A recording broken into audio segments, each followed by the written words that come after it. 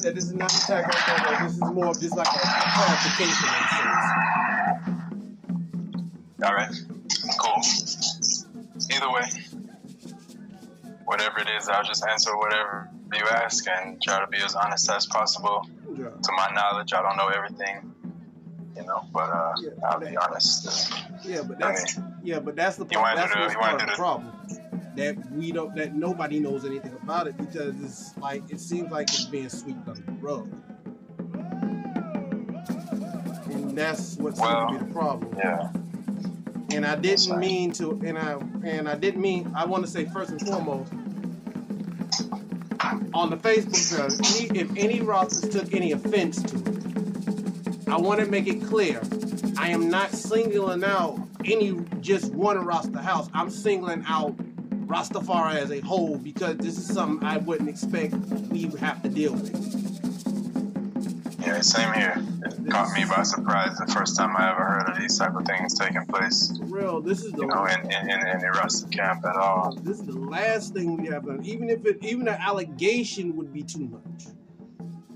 You know? For real. All right, yeah, Yeah. All right. Yeah, whenever you're ready. Whenever you're ready. 3, 2, 1. You are now tuned in to the Promise Key. I am your host, Kushite Selassie. I am here with a very powerful brother. You can see him on his YouTube channel. He always has something going down, especially on Saturdays during the Sabbath. I have so much respect for this brother, and I'm glad he's willing to come on and talk more about the subject that me and Queen Nigus touched on. As a lot of people saw, I don't know how many people still have watched that video yet, but she's very passionate about it. And I wish I had half the journalism skill that she has, because she's on top of it. She hit me this morning, let me know that she got numbers so she can find out more and more so she can stay on top of it. I'm glad I ran into them. But first and foremost, I would like to say greetings to the brother. Ja Daniels, how you doing today? Blessed love, King. Blessed love, honorable royal family. Yeah. For those who don't know you, please introduce yourself to the group. I'm pretty sure. Well, right. you don't need an introduction, man. People don't understand. I have mad respect for this brother. I have mad respect. Listening to your podcast made me remember like the early days of like when I first started being in the Rastafari, and that fire Bobo Shanti put in me, that fire Bobo put in, that sense of militancy and that code of conduct that made you want to be better as a Rastafarian. It's one thing when you first come into it. If you came into it like I did when I was like in high school, it was more of like that one love peace treaty type thing where we were just letting anybody just be Rasta as long as they had dreadlocks and all that crap. We didn't care. But Bobo came but then when I started listening to Emmanuel and when I ran into an actual Bobo, it was completely different. This is why that whole situation hurts. But before I'm talking too much, let's let the brother please introduce himself. Give thanks, King. Yeah. Thanks for having me. I'm Honorable Prophet Daniel of the Ethiopia Africa Black International Congress Church of Salvation. I've been a member of the Congress officially since it's almost a year now, but I've been, studying the order and even living as much of the order as possible since about 2013. I started learning of it in 2012. Started wearing my turban on March 1st of 2013 after I had, learned like the creed and the anthem and certain aspects of the order, the Sabbath keeping and all them things. And, recently, I guess in the past few years, I established my YouTube channel, African Liberation Network, which is just a platform, to really we use it to educate ourselves and to educate those who are in a similar situation. You know, like for me, right? I live in North Carolina, and North Carolina doesn't have a huge Bobo Shanti congregation or population in general. There's Rastafari here scattered around. It's a relatively big state, you know. But I don't have like a community, so to speak. So all of the things that I've been learning over the years, I had to kind of piece it together a little bit. I'm not in a camp life where I can ask elders all the time and have all of these cultural, you know, ideas and ways in my face so I can pick it up quick, you know. So over the years, I built myself, you know, and so the platform really is just to help others to build themselves with truth, you know, like say, for instance, we have a study group every Sunday. It starts at, right now is Lent, and we fast and we break our fast, you know, between, it's really 12 and 2 in like Jamaica's time, but that time, because we have daylight savings, we have it from 1 to 3. So from 3 o'clock until usually about 6, 7 o'clock, we reason, you know, and we'll pick a topic and we just go into the topic as much as possible and bring forth as many different perspectives, points. So that when we're done, it's like we looked at every possible viewpoint and every possible idea on the subject. And so when we're done, it's like you should have a better understanding. But also we do a music class on Tuesday where we learn choruses and hymns, because Bobo Shanti order is very much a ceremonial order. The tabernacle, the Sabbath, is the foundation of the Bobo Shanti order. And so the Sabbath day is 3 services. You know, you have a Friday evening service, you have a Saturday service from the morning until midday, and then you have evening service from about 2 until the close of the Sabbath. So Sabbath and service is really central. So, you know, just use the platform to educate, but it's also, you know, repatriation, any aspect of freeing ourselves from the mental chains and the physical chains that was put on us when we was taken away from our homeland, you know. That's what we do, you know. So that's one aspect of I sell chalices as well, and other, you know, graphic design. And I mean, I just try to use as much of my abilities that God gave me to praise Him, you know, and to help lift up the morality, mentality of myself and my people. Yeah, and I'll just, that's me in a nutshell. Yes, Bless it. Y'all see why I respect the homie so much? His story is basically like a lot of us Rastafarians in America. There's not a lot of fellowship for us, especially if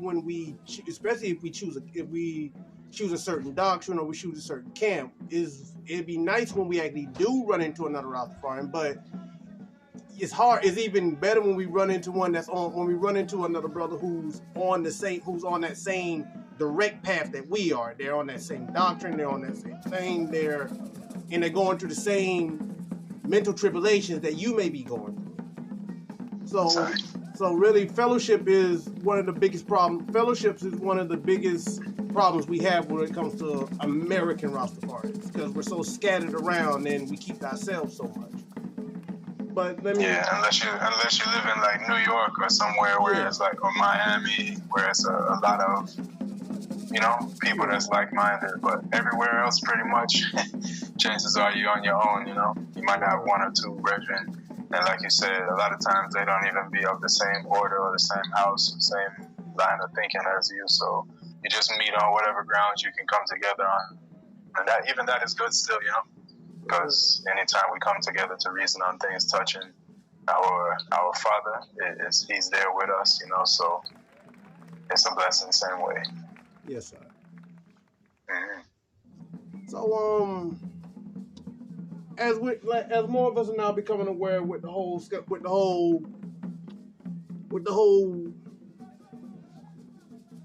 molestation thing going on within several Rastafari camps, with the sense that Bobo Shanti and Nyabinghi has been called out Buy Queen out free.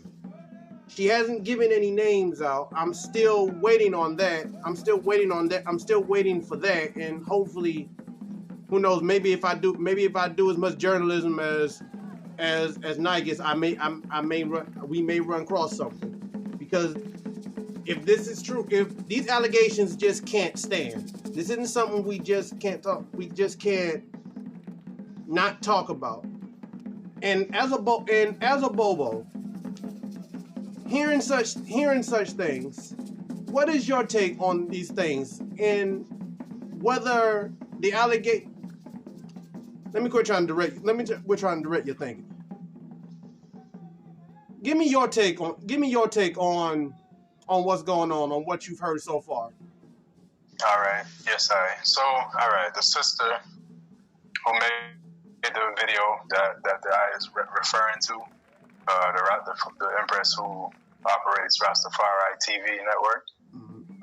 She stated in her video that she had been molested as a child by her parents' friends and family members and things like that. A lot of times, my heart goes out to that sister and any sister, any brother, you know what I mean? Because it's not just sisters that get molested and taken advantage of when they're children, and it pervades race, it pervades culture, it pervades geographic location, you know what I mean?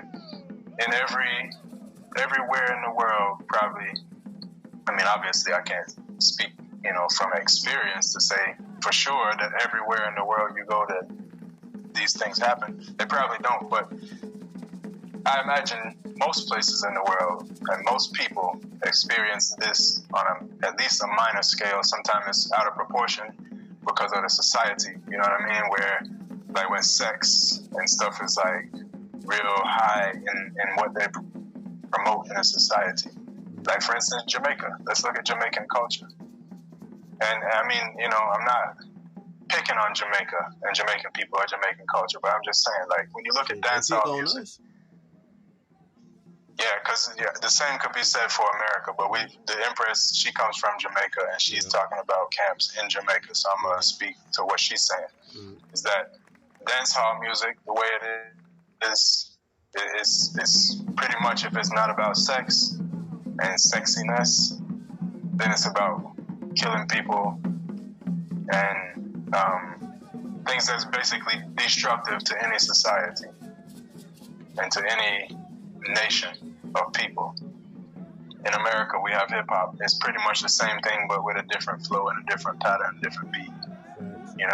There's conscious reggae, there's conscious dancehall, there's conscious hip-hop, but that's not the mainstream. When you turn on the radio, you don't hear Mos Def. When you turn on the radio in Jamaica, you'll get the roots reggae, but from what I understand, the predominant thing that the people request, especially the younger people, is the folly, the badness. That's what they love. So, all right, when sex is so high on the priorities list of a people, you have people who it may not be so easy for them to go and find a woman or a man. You know what I mean? They may not look good, or they may not have a high self-esteem. So they might take advantage of a child when they have an opportunity to. And that there's no excuse, there's no acceptance of that in any, I'm talking beyond Rastafari. There's no way that's ever all right. You know what I mean? But I'm just speaking the reality, is that the cultural practices of societies these days promote these things, and you have to expect certain outcome when you put sex so high and allow it to be a number one thing in your society. You got to expect that young girls are going to be getting pregnant. You got to expect that women are going to be dressing in ways to promote themselves as basically a piece of meat on a shelf. They're looking for that type of attention, and you got to expect brothers to be thinking about them things because they live. In a society like Jamaica where music is you always hear music in the islands. There's always music playing. From the very start of the morning right through the night, there's music, loud music playing it more times if that's the things what they're listening to, dancehall. That's what the people are going to be hearing. So when you're hearing that all the time, I mean, you're going to be thinking about that a lot of time, you know, especially if that's where your meditation is at. You know, some people are able to rise themselves above that and even hear it, but not, you know, be taken by it. But most people don't make no distinction because they don't know better. You know what I mean? So, in a nutshell, I would say you have to look at the society at large in these places where these things happen. Because Rastafari, even though we separate ourselves from the world, we still have to deal with the world. We still grew up in the world. You know what I mean? There's only very few Bobo Shanti who grew up Bobo Shanti all their life, lived in the camp, and still keep the order. Most of the children who grew up Bobo Shanti, they when they had the freedom to, they removed their turban and removed themselves far from Bobo Shanti life and culture. Now, the sister who made the video, like I said, she had been molested as a child. And like I said, I feel very sorry and I empathize with her. I feel sorry for her that she had to experience that, because that's something that traumatizes one for the rest of their life until they do some therapy to get rid of it. And even still, I'm sure it doesn't go away. They just are able to deal with it better and not take it out on other people. Because they say hurt people, you know, molested people generally. As far as statistics, what I've heard, and I'm no, you know, expert in the field, but what I've heard is that people who get molested tend to molest. You know, people that get raped, maybe it's not the same, but definitely molesters. People that get molested, they end up growing up and molesting people themselves. So, all right, when it comes to Rastafari now, these are the people who've been hurt in the world. These are people who grew up in the same world that we're trying to separate ourselves from. So they're not perfect. You know what I mean? Just because one starts to wear a robe and a turban, or one, you know, chants Naibingi and even can just say burn out these particular behaviors, it doesn't mean that behind closed doors they're not doing these things, and it doesn't mean that even in their head when they're saying these things, they already, I mean, you know, they're speaking to themselves a lot of times. So, like, you got Catholics. Catholics are known for perverts and molesting boys and things like that. They live in a society where it's all men and young boys, and, you know, we produce semen. We have hormones that, you know, need to be regulated.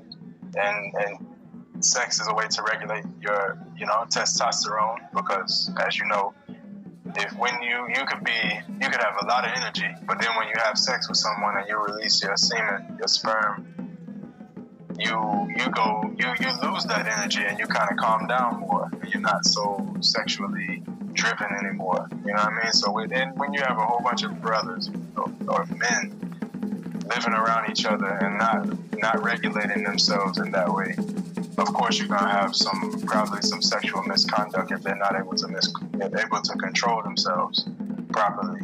So that's something that goes across the board. Now, Bobo Shanti is a man and woman. It's like a monastery for man and woman. It's not just men that live up there. You have children as well, but a lot of them don't have a wife. They don't have an empress.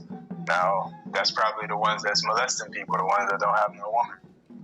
And in general, from what I understand, because when that video was released, I asked questions because I didn't know that it was such a thing. I didn't know that was happening within the gates.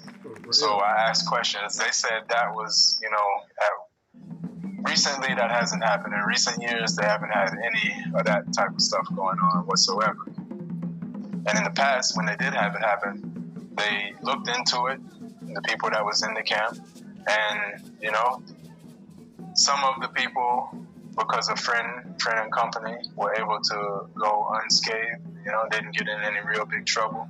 And, you know, me personally, I would burn that out, you know what I mean? And, you know, it could be maybe because that person has connections to people who use weapons and violence to you know, say protect them if they wanted to, like, they bring in some gunmen to make sure that they don't have to leave the camp. People do, these things happen, you know. King Emmanuel, the one who established the camp, isn't there no more. So it's left up to people who may not have purged themselves on a level to be really capable of executing justice in a way. You know what I mean? And if the togetherness is not there in the camp, then it's like your word against mine. You know what I mean? Like, so it's not accepted by in any means by Bobo Shanti, this type of behavior. And it's like the reality is this: there's no authority in Bobo Shanti right now because we don't have a parliament. Only authority is if everybody in the camp knew someone was guilty and they said you can't stay here and they made them leave. That's pretty much it. But way back in the day, what used to happen is if someone committed an offense that was so bad that they couldn't be forgiven, because you have levels of offenses, right? Some things you just get a talking to. What they would call it, you would get a justice. They would bring it to King Emmanuel, and a person will get a justice. And between two people, you would work it out and tell them you got to do this, and then the problem is solved. Sometimes you would have to leave the camp, and it would be a thing where you can leave. You need to leave right now, but when you get yourself right, they would say you go build yourself, and then you can come back, right? But then there's some things where you can't come back. You were read out. Like they have in the camp they have a roll call, you know, and certain people who live in the foundation, their names are on that roll and it's read every morning.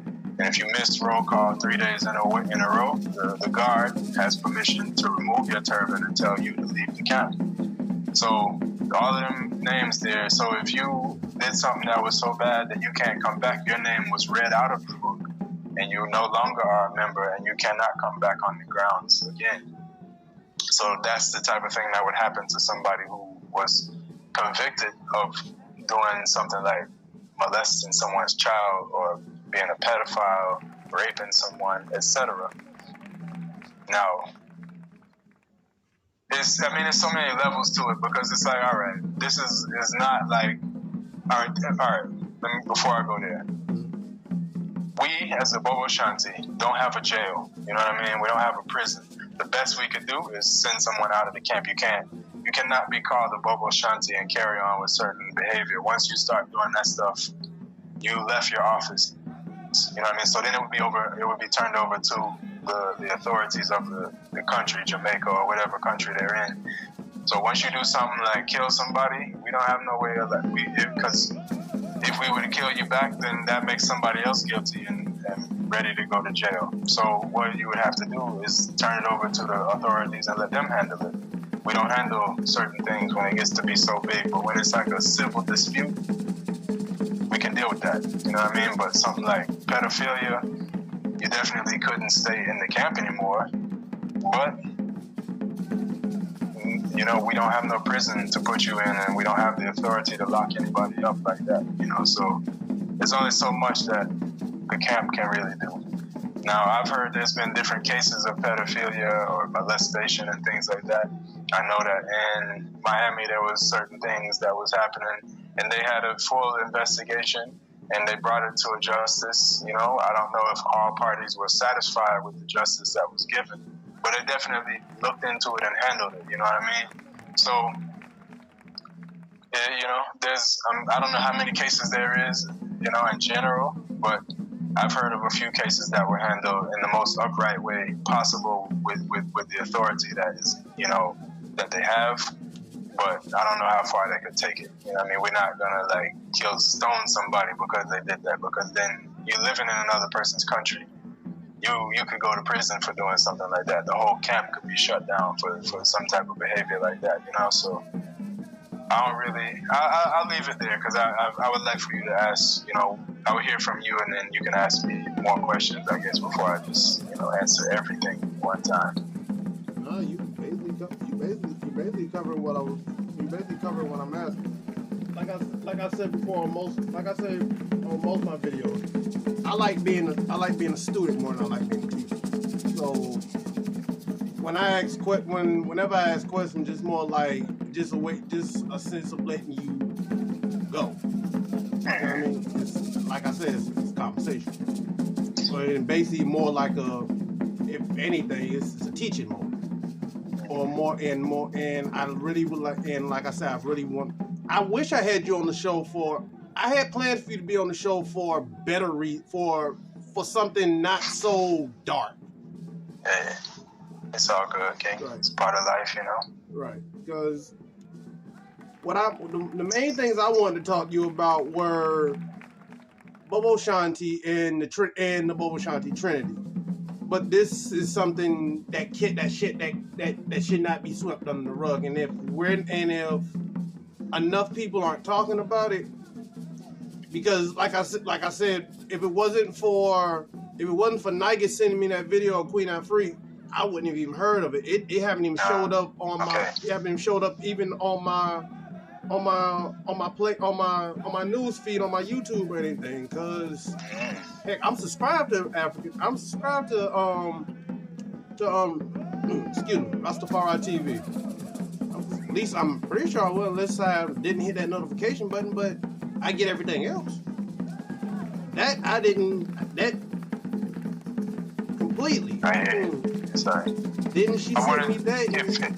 If I may, I wanted to even like the reason why I said that the sister mentioned that she was molested is that I realized that she's passionate about the subject, and that's why she lashed out the way that she did. But that doesn't necessarily mean that what she's saying is like relevant to this very day.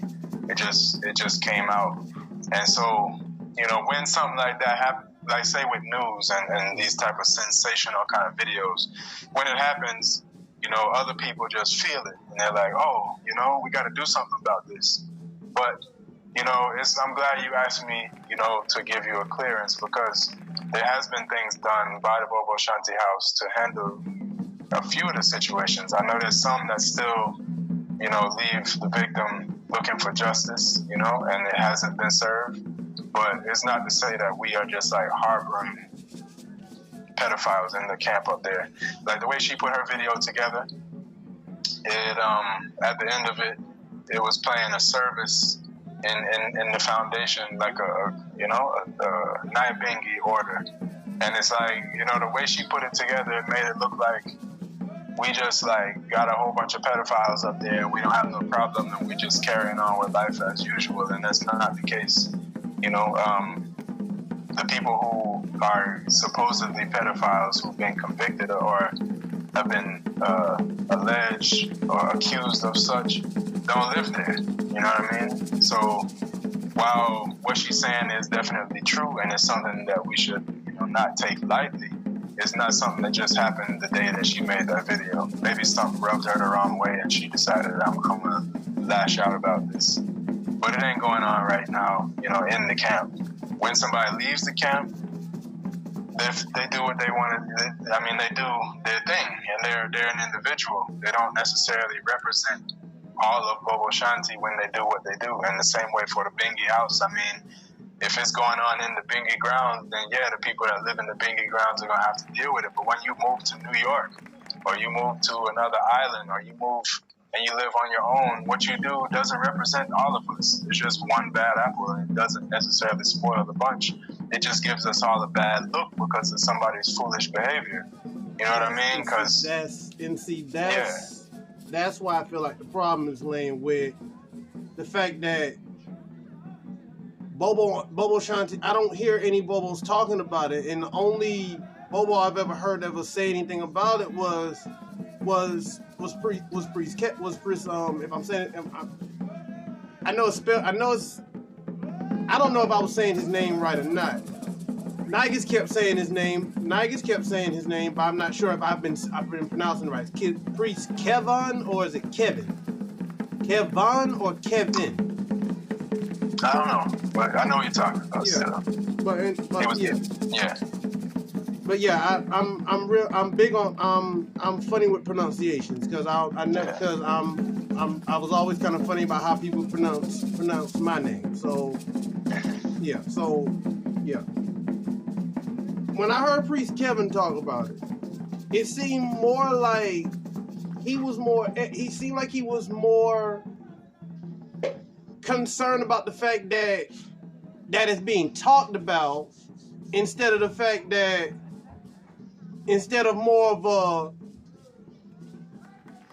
like a clearance. Like this, you think this would be more? You think everything he said would be more like, instead of attacking what she said, it'd be more of a situations like that, like how Bobo would handle these type of situations, like, and then it's not like he even like when I've asked you, you're basically giving me a realistic answer. Like, yes, things like this have happened, and Bobo has handled things the way they handled. Things may not have been to the things may not have always been to the satisfaction of the opposing party, but something has been done to do about it, because we don't stand for that.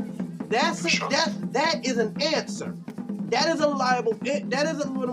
But I don't know if you've seen it, but if you look at Kevin's video, it's more like with all due respect, it seemed more like a buck dance. He seemed more offended about the fact that somebody said something about Bobo House, instead of the fact that how we would deal with this, and things like this has happened, and we have done something about it. This isn't, and the fact it was more like it's not happening now.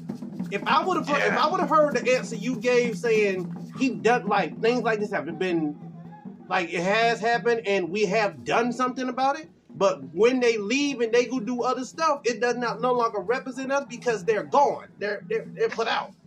They don't, when they're not here, they don't represent us. In that That's type facts. of sense. I mean, see what I mean? You raise your children, right?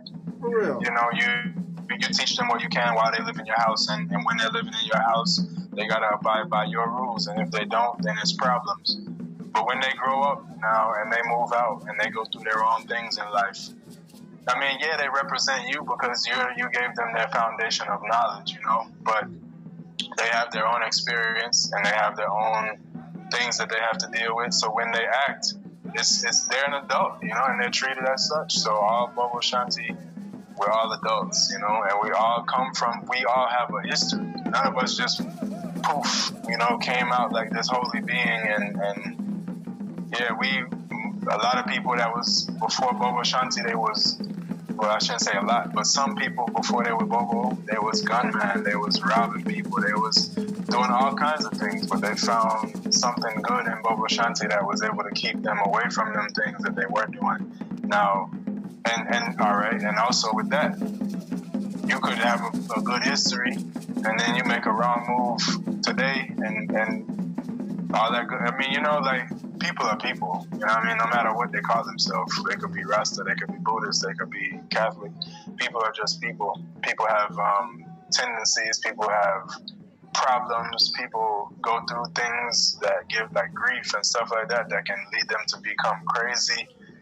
Stuff happens, man. You know what I mean? Like, and people are people regardless of what they wear, what they put on, what they talk, and, you know, make themselves look so special and holy. And Bobo Shanti is another set of people. As humans, you know, we it's in our capacity to do good, and it's also in our capacity to do wrong. But we represent and stand on the right. And when any individual turns from the right and does the wrong, they're no longer representing the principle of Bobo Shanti, which is right. You know, you can see the flag behind me, the R. The R is for righteousness of salvation. That's what we are about. So anything that is not of the R is the X. And, you know, that's a person's choice. We choose good or bad. We choose God or Satan. We choose to be a man of right or a man of wrong, you know, and it's in decisions, you know. It's not just like, if I wear these clothes and look this way and put on these guidances and chant this rhetoric, that I'm necessarily a man of right. It's how you treat people. It's how you handle your business. It's how you deal with situations as they arise. It's your viewpoint. It's the words you speak. It's all of it. It's a total package. And any one of us who has been right all the while can end up making a wrong decision. And then when you make your wrong decision, you can choose to be accountable for it and try to handle the situation and make sure that the person, if you offended somebody, if you hurt somebody, make sure that they get justice, because that's the right thing to do, is to repent and atone for the wrong that you've done, make it right, you know. But you could choose to do that, or you can choose to act like you didn't do it and then you're not a man of right no more. You know what I mean? When you choose wrong and you stand on wrong and defend wrong, when you know that you're wrong, then you're not really what you may make yourself out to look to be, or to want to, call yourself. Now, the Bobo House in general, as you said, the Brethren was kind of, to you, in your opinion, he seemed like he was mad at her for even saying something about it. I've noticed in my time as a Bobo Shanti, because I did an interview with Priest. I wrote a letter observing some of the things that I noticed in the elders of the Congress and in the young people. I wrote a letter to the Congress in general, and I did an interview with Honorable Priest Isaac about the letter. And I was basically saying that there's a lot of healing that needs to go on within the Congress. When King Emmanuel in 1994, he dropped his flesh, some people will call that dying. I wouldn't say that word. I would just say he dropped his flesh, because life is energy, and energy can't be created or destroyed. None of us, So we inhabit a temple for a certain time. Eventually, the temple, just like any car or anything physical, eventually it doesn't work anymore. But the spirit doesn't get old, it doesn't get young. It just remains as it is, And so when he left that flesh and no longer was on the hill, a lot of things broke down, because he was the one keeping it all together. Because the people didn't really quite realize God in themselves that he was trying to show them. So the authority that he had came with a lot of responsibility, and they weren't really ready to handle the responsibility that he was handling at that time. So it left a void that needed to be filled. Pardon me. You fine. And so a lot of things kind of deteriorated from there. And I wrote a letter acknowledging the fact that things have gone down, but it can be rebuilt. We can save it if we just deal with it. You know what I mean? You have to deal with things when someone hurts you, or when you go through something that causes you grief or pain or anger or whatever. You gotta address it. It's not like a physical wound where if someone cuts your skin, right?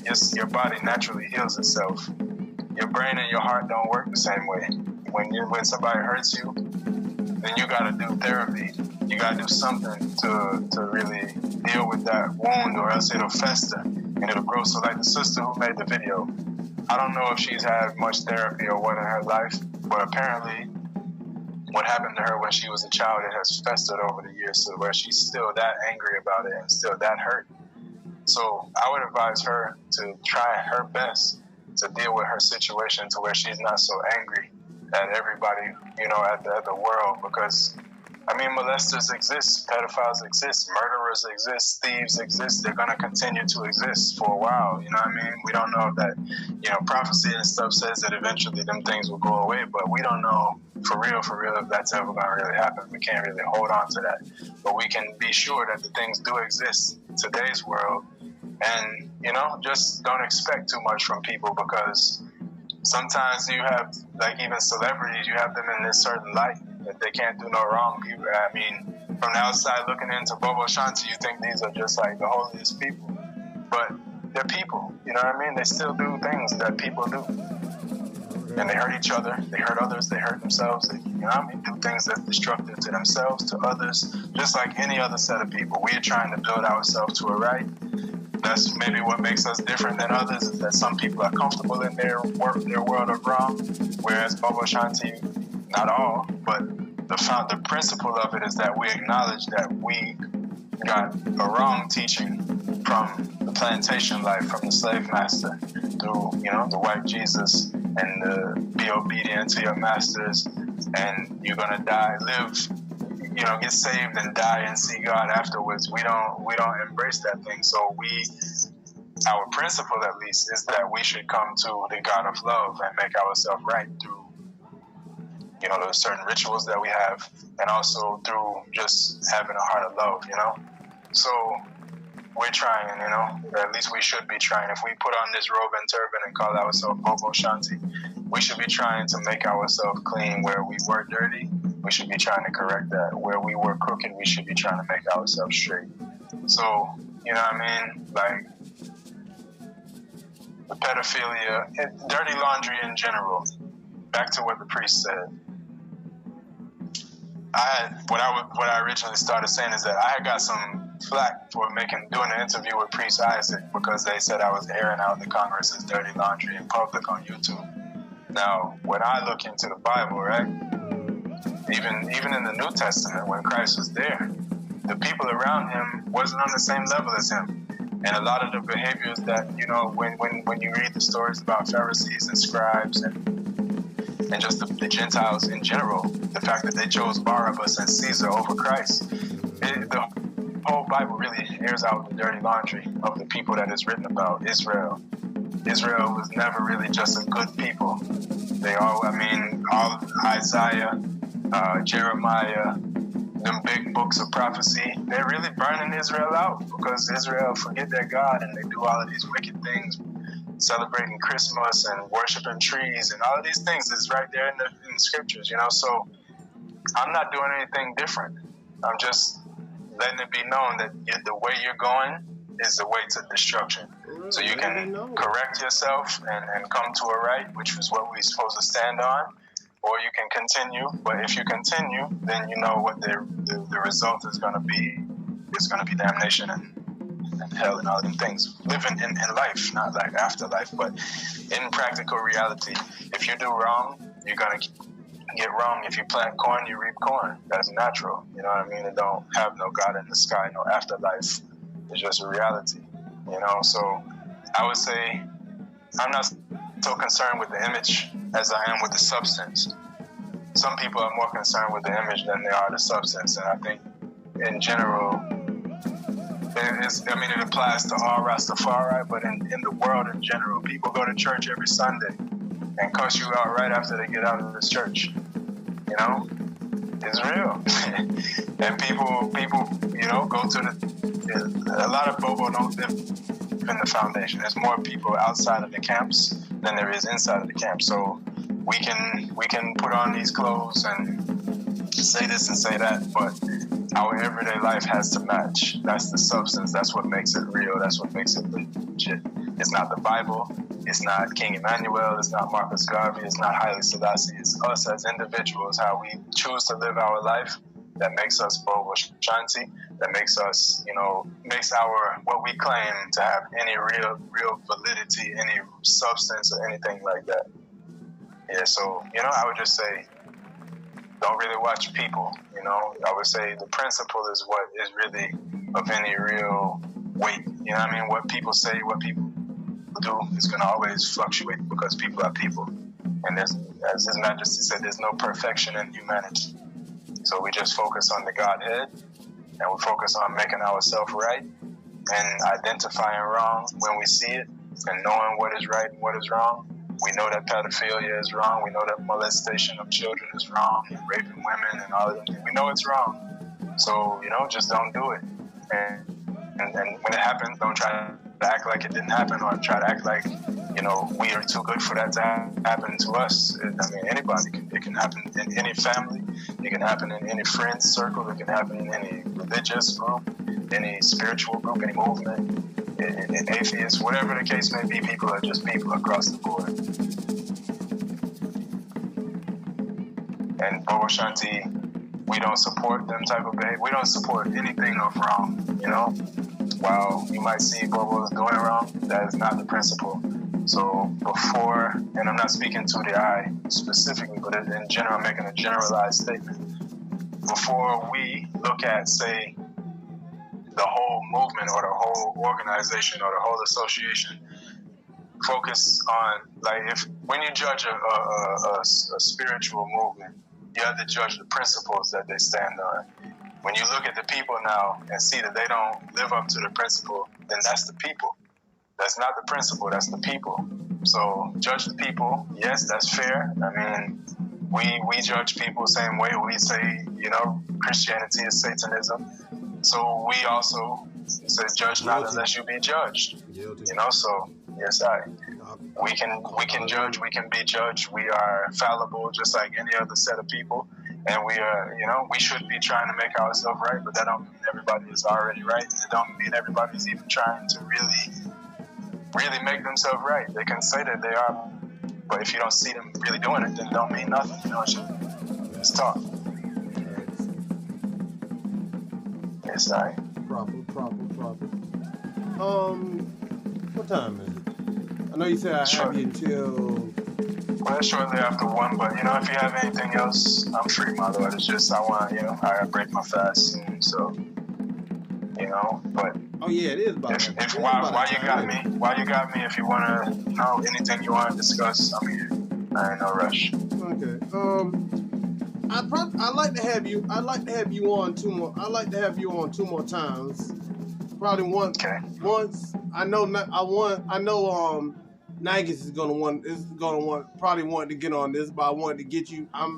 She's at work and I was off today, so I just wanted to get you while I could, because I know it was about time for you to get your thing coming on. Weekend coming up, Sabbath's coming up, and I know that's an important time for you, and I ain't want to disturb that in any point of view. Like I said, I was never.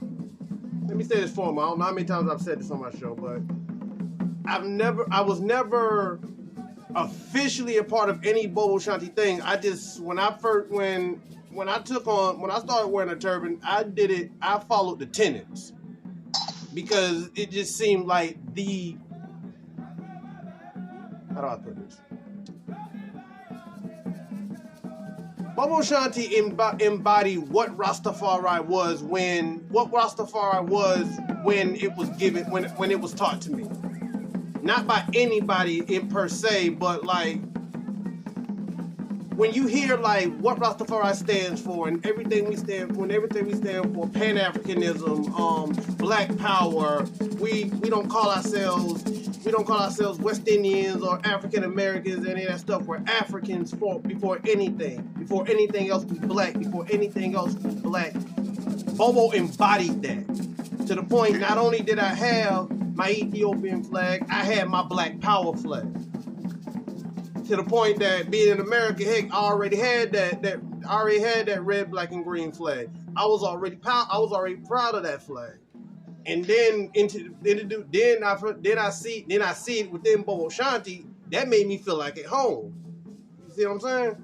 Yes, I. So I hold Bobo Shanti at a high regards. It was like being Bobo was the embodiment of what it meant to be Rasta at its highest. That priesthood, that I don't want to sound redundant. Cause I'm bad at describing stuff. I don't have 1,000 words. Even though I grew up with my mom making me write every word out of the dictionary. I'm glad she did it. It was a punishment though. I was fucking up in school somehow. I forgot what I did. But I think it was, I was young. I think I just couldn't stop talking or whatever. But I couldn't stop talking in class or whatever. So she said, "All right, you want to talk so much? I'm make sure you have a lot of words to describe stuff." So she made me write down every word in the dictionary and the definition. It was a punishment, but I'm glad she did it. Yeah, sorry. But it's hard to come up. But when you have such an abundance of words, it's hard to, like, when they all just come up at once. She says that I think faster than I can speak. I understand. And it's so many words just come out, so you can't really. So it makes it even harder to describe things. Maybe it would just come up at once. Maybe writing is more up your alley too. You know, if you have a good vocabulary, but you think faster than you can speak when you write, you can always, you know, double check, proofread, and go and put in a better word, you know, when you find one. So that might, if you don't already write, that may be something you want to, you know, start doing a little bit more to publish your thoughts in the way that you would like for it to go out. Like with interviews, it's like I usually, when I do interviews afterwards, I'm wondering how did I say stuff, and did I say the right word, how people are going to receive it, all of that. Whereas when you write something, you take your time and you put it out exactly the way that you want it to go out. So then when you get done, it's like whoever like it, that's on them, you know. I know I didn't say the wrong thing, or, you know. Yeah, but anyway. That's probably. I didn't mean to cut you off, but just, you know, constructive advice, you know, from a brother. It might be something that you might be really good at if you ain't already doing it. Shit, that's proper, fam. Because I'm I'm very unprofessional when it comes to like professional standards. Not like, you know, like lights, camera, and all this stuff. I mean, I just kind of wing it, because I say the best. I'm more comfortable when it's just like coming out. Because if I just kind of write it down and then try to try to have it in front of me and ready to say it again, it kind of makes me feel like I'm reading off a paper, and then I'm back at school, like, and revolution of the blah blah blah, you know, that type of thing. I don't want to sound robotic, so. I understand. I meant like, but that is good. I guess cue cards would be better. I guess that's why motivational speakers have cue cards and stuff. My uncle's a motivational speaker. He's and I see him with cue cards every once in a while. Okay. Yeah, maybe cue cards probably be better. Like this, at least it'll help me stay on topic. Well, I was more so talking about like writing for like, say, like to publish like a book or something like that, but. When you do your interviews, whatever makes you comfortable. But I was just saying, you know, if you're good, if you have a lot to say and you have a lot of thoughts and you have a lot of words, maybe writing to either a newsletter or, you know, you could write and make videos where you read your writing and put like you know, pictures to it or something like that as another thing. The interview, what you do with your interview. You know, I'm not criticizing that. You do how you do, whatever you're comfortable with. But just, you know, just another thing that you might want to do in the future is just write. Even if it's just to get your thoughts down, sometimes it helps to even write them down. So, you know, they say, like, for instance, with plans and stuff, when you have ideas, it's just a dream until you write it down. Then you write it down. Then you can make a plan out of it, and then it can become a reality. Same way with like your thoughts, you know. I have a lot of thoughts. If I don't write some of them down, I will forget them, you know. So it just might help you to organize your thoughts and stuff like that. Even if you never publish it or read it to nobody, it might just be something therapeutic for you or a way to organize your thoughts so that when you do speak, it's, you know, coming from a more clear mental space. But anyway, I ain't take up your interview trying to tell you. Oh no. Like I said, man, I like being a student more than a teacher, and this is very enlightening. Trust me, you fine. Trust me. So what I got you here? Like I said, Nikes would probably want to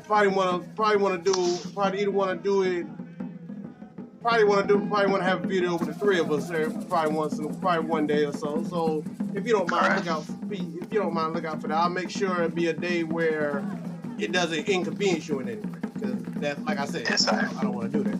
Because what you're doing is very positive, man. Because you're basically doing what the idea of this channel was. You're giving Bubble Shant, you're giving, how do I put this thing? Too many words. You're putting out information on Bubble Shanti for other Rastafarians, or probably the next generation of Rastafarians who probably don't still. But it's not exactly trimming. It's more like I forgot the name of the term, but it's a sense where at a certain point of their life, they won't. I forgot the passage in the Bible. Crap! If I was still a biblical Rastafarian, I'd be able to call it just like that, because I had my head in the Bible all the time. I mean, you couldn't. You talking about like the Nazarite vow and all? Yeah, it was like for those who took on the Nazarite vow, but that carried on into the New Testament. It was a passage where it was talking about they would not have to suffer their locks to grow long. If I'm saying it correctly, I'm not sure. Don't quote me on that. Okay. But the way it was described to me was the fact that that's the reason why it would be short in the back. It would like be real short in the back, but be like long in the front. It was a process known as, if I'm correct, polling. But I'm not. But like I said, I don't know if that's the actual term or not. Probably if I did. I'm gonna look into it and see. Yeah, I'd probably have to look through my. I'd have to find all my notes and stuff. I used to write down. Like I said, I took his classes very seriously. I took Wendy Young's classes very seriously. So whenever he posted something on YouTube, I had my Bible, I had my laptop with the Royal with Selassie's Royal and Heart Bible, the one that he had commissioned. And with the translation, right under the Ethiopian text and stuff, I just sit like notepad and everything. I was ready. I was like a kid ready for Saturday morning cartoons. I was like, That was the best. That was the most attentive you'll ever see me in a classroom that wasn't a history class. But that's what's up. Yeah, but yeah. What else? But yeah, I see. I went completely off subject. Talking. It's all good. But yeah, we just reasoning, Yeah. But yeah, the point I was trying to say. Where I was going with that.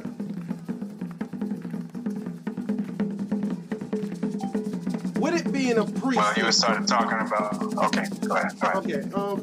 With the priesthood and how the Bobo Shanti see their Trinity with Marcus Garvey,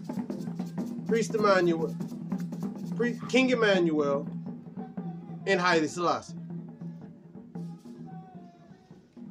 Now with that, was that principle there when Emmanuel was alive, or did it come after Emmanuel's passing? As far as I know, it exists. I mean, I don't know when it was made say concretized. You know what I mean? I don't know when that was made the official Trinity, but I know that it's been that way for some time, because even like in the Black Supremacy book, all of the pictures is pictures of His Majesty Marcus Garvey and King Emmanuel.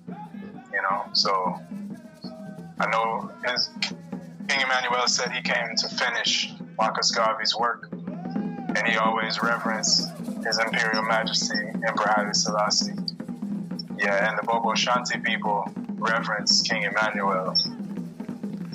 So I don't know that King Emmanuel ever really. Yeah, I can't really speak on what exactly happened, but I know that it's not a new thing. It didn't come after he transitioned from his flesh. Okay, now that was just something I wanted to ask you for in preparation for the third time I'm gonna have you on the show when you're available. Because I like to talk about Bobo Shanti, and that's basically one of the questions I'd like to break down a little bit, that we can kind of just discuss a little bit, and probably have, if you don't mind, we'll probably have a third person on there too. That's fine. I don't know who's. I don't know any other Bobos. That's one thing. I don't know any other Bobos. The only Bobo I really know, not personally, but just know that I conversate with. I don't know you personally yet. Hopefully we'll after some time we'll link up. But yeah, we'll work something out. That'll be a good bill, and it'll also be a good learning moment, because there's a lot of things not being officially of the camp and having an actual priest beside me to actually educate me on certain things. Yeah, that'll be a good teacher. That'd be a good learning moment. That'd be a good learning moment, and also a good teaching, and also be a good teaching moment for you and whoever I get on there, or it might just be you. I might just be you. Let you get all the exposure you can. I mean,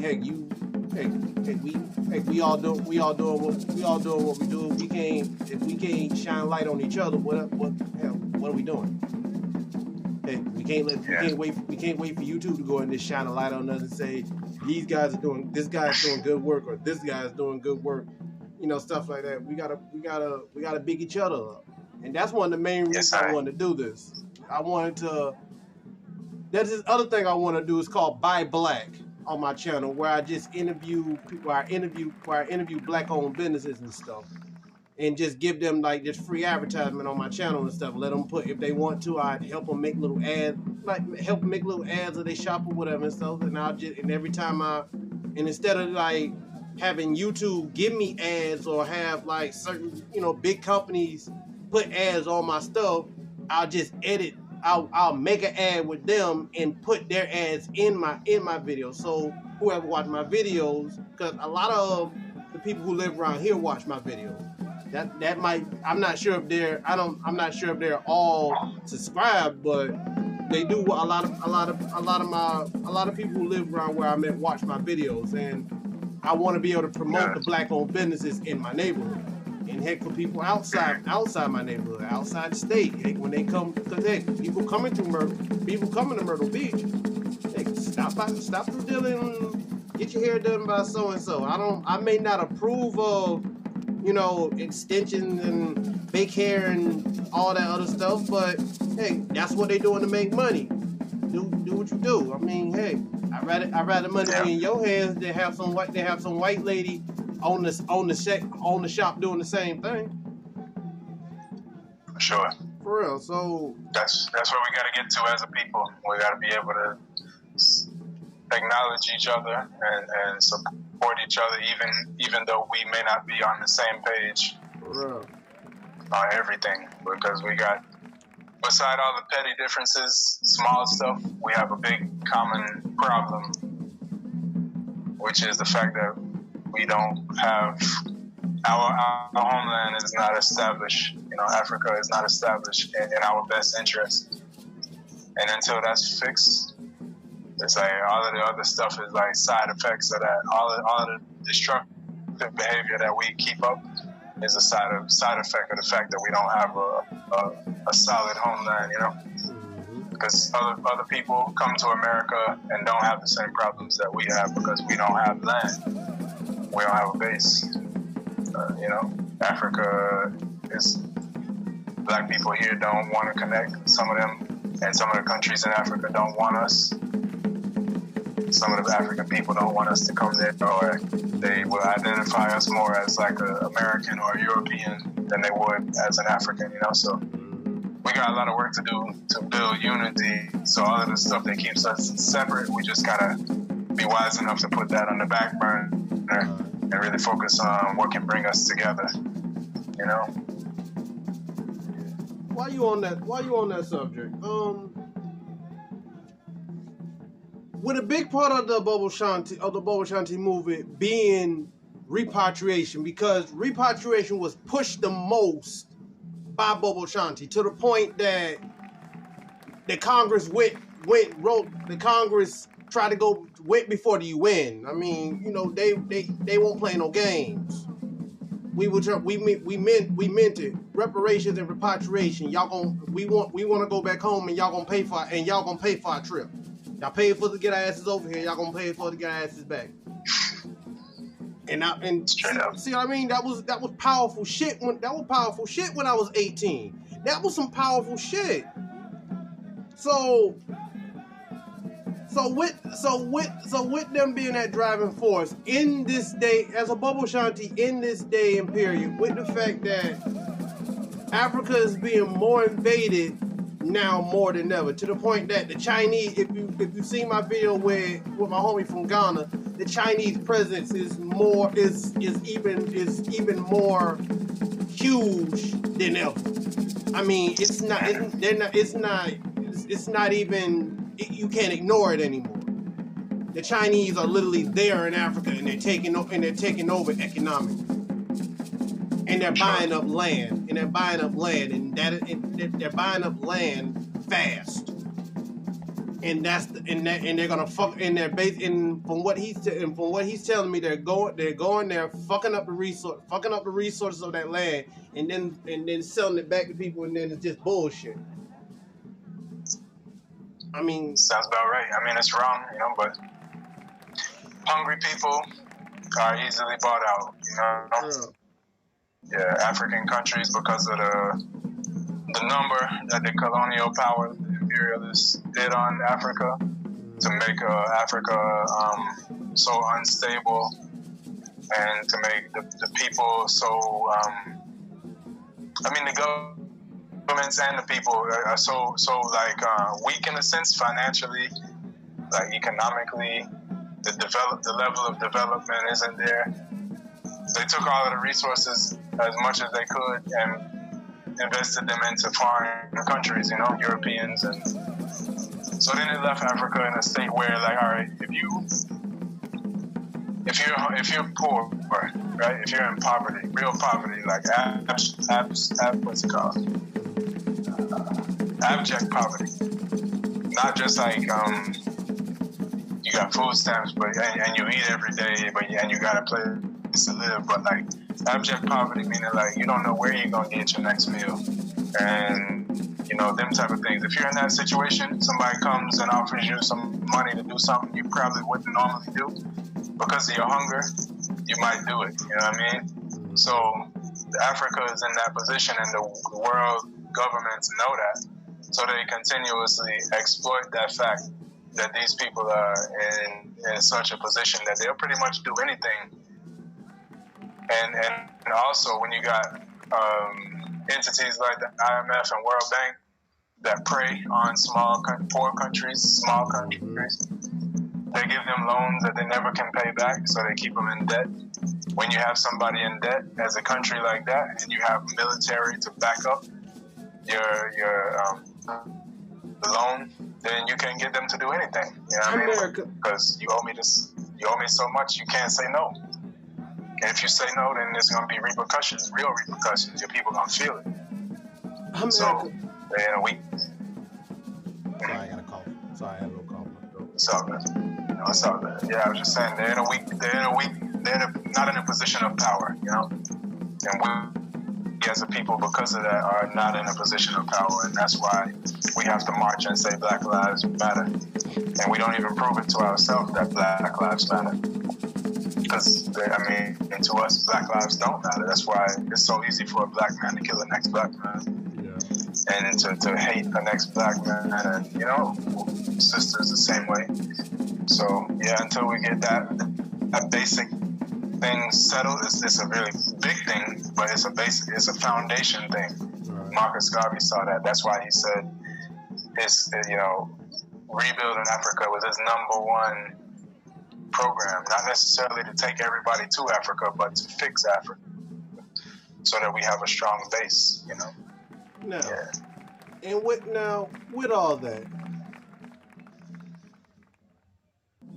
is repatriation still a realistic goal nowadays? Oh, absolutely.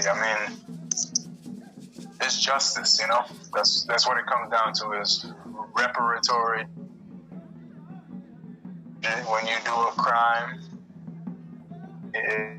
especially if you steal something from somebody, then if you still have that thing, you gotta give it back, right? If you do, I think because they took us away, so the justice to that would be to return us, just like how they are. You've seen a lot of this news about Europe and America returning artifacts that they've stolen and put in their museums. They're returning them back to African countries. We're living people. Artifacts is nothing. It's something, but it ain't nothing compared to the real people, living people. So if they return us, then that would be you completed the justice. Well, no. Let me be clear there. There's more to reparations than repatriation. There's compensation for all of the labor that our forefathers did without getting paid. There's reparation for the amount of anguish, whether it be emotional, spiritual, across the board, the things that they put us through in the plantation, in Jim Crow, and civil rights, and even after that crack epidemic, and now it's all these other drugs and jails and all of these things that they've been doing to us since they took us away. they have to do something to make it right. That's what justice is. You know, you got the balance beam. You got over here is the crime, and over here is the justice. Eventually, they got to bring it down to where it's balanced again. Right now, it's not balanced. So, you know, all the reparations, there's so much levels to what reparations really is. Repatriation is just one aspect of it. But it's a big aspect, because if they were to give us a whole bunch of money and keep us here, we would give them back all of that money, because we depend on them for everything. So we will be buying their lumber to build our house. We'll be buying their cars, because we don't own any car manufacturing companies over here. Food, we be buying it from their companies. Clothes, we be buying Gucci and Prada and Versace and all this foolishness that we love to idolize. So if they gave us reparations money here in America or in the Caribbean, we would just be giving it right back to them, and that's not reparations at all. That's just a plan for them to get rich off of us again. So the return of the people, the stolen property, you know, that's number one. And then all the other stuff can come after, according to, you know, how King Emmanuel laid it out. Yeah, the repatriation is a must. Freedom, redemption, and repatriation. Freedom, you know, being that we could be free to move around Earth. We are the original gods and goddesses of the Earth, the first gods and goddesses. Thanks. We traveled Earth. We circumnavigated the whole Earth before anybody else. So nobody could really tell us where we can and cannot go based on some type of paperwork like passports and green cards, and that's all second world stuff, white world things that never existed to us. It's not real to us. We only have to acknowledge it now because we don't have the military strength to disregard it, you know? So freedom is a must. Redemption is, you know, to bring something back to its natural state. Yeah, they took us, we were gods and goddesses when they took us from Africa. They brought us down here and made us niggas and bitches and all of these things. And they degraded us by putting us on plantation and making us servants. And so now it's time to redeem us. That's what Christ came to do, is to redeem us to our God and Goddess self. And that can happen through us living to a right. That don't really have too much to do with the outside of us. We can redeem ourselves. But the repatriation, now that's for them to do. Because like you said, we didn't pay to come here. We shouldn't have to pay to go back. But we will pay to go back, because we can't really necessarily wait on them, because they might not ever have a change of heart and decide to send us over. They not. They need us. We do what we can. They still need our mindless votes. Exactly. They need our culture. They're a vampire to us. They're a parasite. Complete. I like to thank my host, the Honorable Priest Daniel. Thank you, my brother. I hope I can have you on the show again. Y'all willing? I'll be here. Ja. I'd like to tell my viewers, please like, share, and subscribe so y'all can hear more. Please support the African Liberation Network. Please. This is a powerful brother. And what time your show start? All right, on Tuesday. Usually the choir practice is at 8 o'clock now because of the daylight savings time. It's 8 o'clock. It starts, and then Sunday it starts at 3 o'clock p.m. Eastern Standard Time. And every now and then we live stream, whether it be like a celebration service, or last night we did a commemoration for the Women's Freedom Liberation League. So sometimes we just will go, do things because of like a celebration or a holiday, they would call it, but we just call it a celebration. So special occasions, we do live streams as well. But the standard is a Tuesday and Sunday, every Tuesday, every Sunday. Tell me Tell them how they can get in contact with you if we have any young brothers that watch my show. When I don't know if there are any young people watch my show. When I looked at statistics on my channel, it's mostly people around my age and up. So I'm not really sure if that's a good thing or bad. I'm not sure if that's a good thing or a bad thing. I guess I have to respect my peers and my elders, so I'll take that. I like that. That's what's up. Yes, I got to respect my peers and my elders. That's what's up. People can reach me through, if you're on Facebook, I'm Ja Daniel. African Liberation Network. If you comment on a video, I generally will reply, unless it's rude or even the rude ones. I'll respond. So I respond to comments on the YouTube videos. You can on Instagram. I got a couple of pages. It's African Liberation Network, and there's R7 Culture Original. Other than that, that's probably, I would leave it at that. I don't want to give out my email address to everybody necessarily, because sometimes people just they take advantage of things and mess it up to where it's like you regret giving out your information. So Facebook, Instagram, you can reach me. African Liberation Network YouTube channel. Bless up. Like I said, man, appreciate you being on the show. Hope I have you again. To the faith, to the west, to the rest of the world. Bless up. Peace. Selassie. Give thanks. Ja Rastafari. Thanks for having me, bro. Always, my Jew.